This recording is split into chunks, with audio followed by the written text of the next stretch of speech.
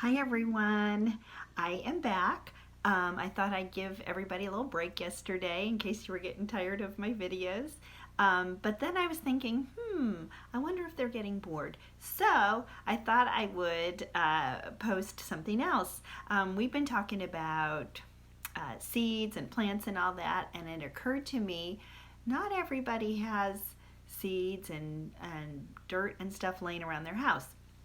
So I rewound a little bit and went back to thinking about our music exploration, which is what we just did prior to talking about seeds and plants.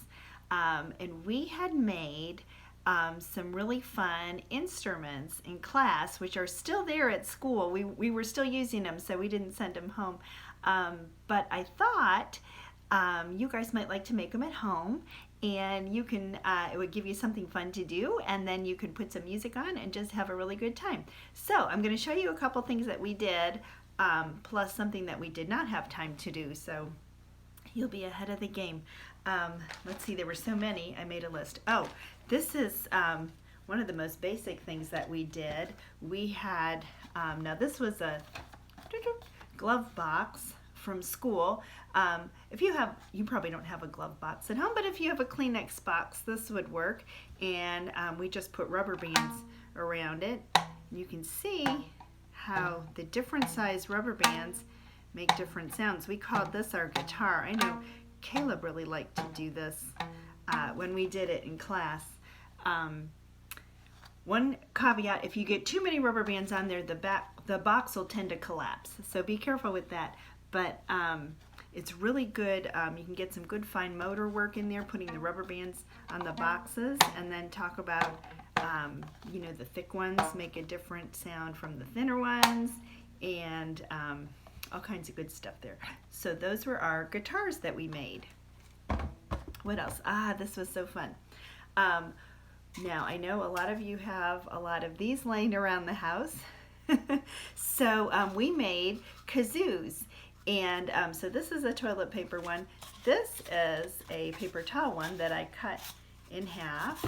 And what we did in school is we decorated them with magic markers. So you could do it with magic markers or with paints or stickers or whatever you have. I'm drawing some hearts on this one. There's a nice little heart there. I'm not too good at drawing, but let's see, there's a heart. I'll make a couple other little hearts. There's a heart there. You can draw all over it. You can paint on it, whatever you want to do with your kazoo, or use stickers or whatever. When you get done, here is a piece of wax paper, which hopefully you have. I think foil works if you don't have wax paper. Not everybody uses wax paper, but I think foil will also work. This square is about 6 inches square, and we're going to put it on the end of our kazoo. I think sometimes the paper towel tubes are a little sturdier than the toilet paper ones, so it's just something to keep in mind. Now we're going to use a rubber band. This rubber band's a little big, so I'm going to double it. And there you go. Now, when you use a kazoo, remember you have to kind of hum into it. You don't just blow into it, you have to hum into it. So something like this. And there's your beautiful kazoo. You could probably decorate it more than I did mine. I just wanted to show you how to do it. This was something fun that we made. I brought this one home. This is the one that Nora made. I don't know if you can see her name there. But we made tambourines, and this uses, I started one already, so it wouldn't take quite so long. So we're going to use 2 paper plates, and at school we used stickers. You could, same thing, you could use magic markers, you could paint them, crayons, whatever. We just use stickers to make it something different, and it's, you know, really good fine motor practice to get those stickers off and stick them on. So I'm just going to put a few stickers on this one, It's easier to do the stickers before you put the paper plates together, but I did this to so it wouldn't be so long on the video. So, oh boy, that sticker doesn't want to come off. Oh, there we go. Ooh, that's a pretty one. Let me put that one right there. So there's some stickers. So I have 2 paper plates, and I put stickers on to decorate them. You can do both sides if you want. Now, I used duct tape to seal them together. When I looked this up on Pinterest originally, they used a stapler to go all the way around and staple it. I thought that was going to take kind of a little bit too long for our whole class for me to staple all those plates together. So I thought duct tape would work better, but you can use a stapler if you want to. Also, I was afraid it might be a little scratchy on the kids. So I used duct tape to put both plates together. So when you get about this far, you can put anything inside that you have, something hard and little. I'm going to use popcorn. I'm just going to pour a little bit in there. It doesn't take a lot to make a good sound. So I poured a little bit of popcorn in there. It might be a better idea to use something a little bit bigger rather than smaller. So in case you do kind of get some holes in your duct tape or your staples, it won't slip out. And then I'm going to seal that up. It's a little, if you are using duct tape, it's a little easier to use the smaller pieces. So I'm going to use a couple pieces here. This is why I started it ahead of time, because it would be kind of boring to watch me tape this whole thing together. So this is how I'm doing it. I'm putting a little piece of tape. Little pieces are better. And then I'm just kind of squeezing it. Oh, I just need one more little piece. Okay, this should do it. I love this duct tape. It's kind of a galaxy print. So we're all sealed up, and now we are ready to go. Okay, so that's our tambourine. I'm going to set this over here. This is something we did not have time to do in school. I wanted to, we just ran out of time. And it is a castanet.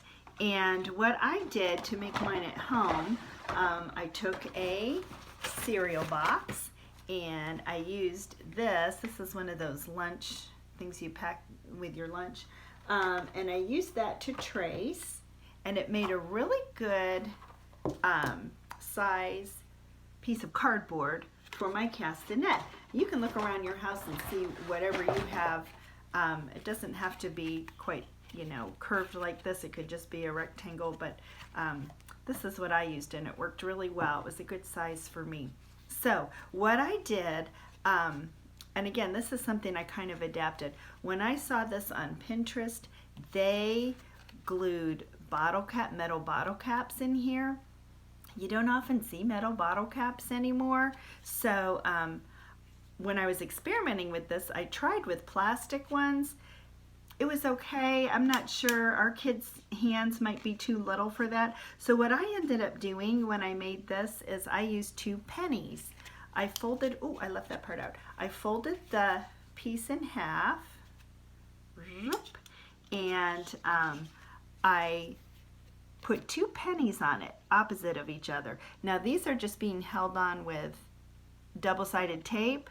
I'm not sure how durable that would be. You could maybe use, if you have tacky glue, if you might want to try glue dots, rubber cement might work, hot glue might work.